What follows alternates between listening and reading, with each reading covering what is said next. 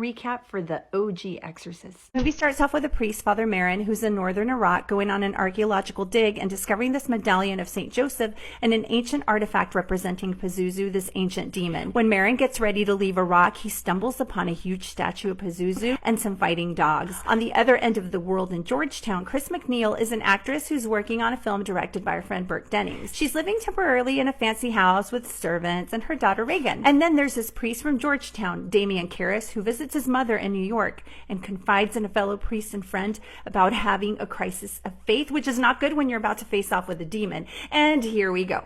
Chris starts hearing strange noises in her attic, and Reagan, her young daughter, starts talking about her imaginary friend Captain Howdy.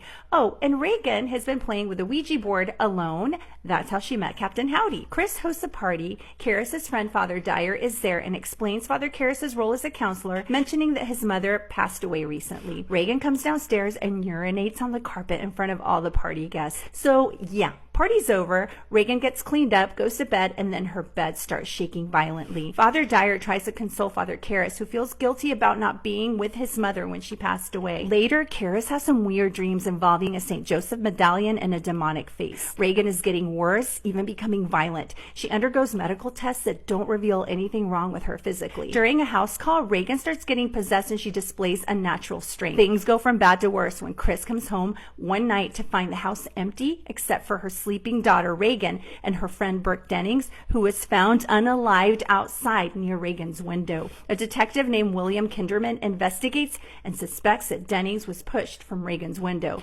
Reagan's condition worsens and she develops sores all over her body. The doctor suggests exorcism as a last resort for possible psychological relief. Kinderman shares his suspicions with Chris that Dennings' death is somehow connected to Reagan. To Chris's horror, the possessed Reagan uses a crucifix to hurt herself and speaks in Dennings' voice, even turning her head backward. Chris, horrified, desperate at the end of her rope, goes to Father Karras for help, and they witness strange words appearing on Reagan's skin. Despite doubts, he agrees that Reagan needs an exorcism. The superior approves it, with Father Marin, an experienced exorcist, leading and Father Karras assisting. During the exorcism, the demon attacks psychologically, targeting Father Karras for his loss of faith and guilt over his mother's passing. The demon also manipulates Marin's past exorcism experience. They fight back, and at one point, Marin even needs to take a break to get some nitroglycerin to deal with the stress. While this is happening, Father Karras tries to confront the demon by himself, but it gets in his head, messing with him by taking on the appearance of his mother and weakening his resolve. So now Father Marin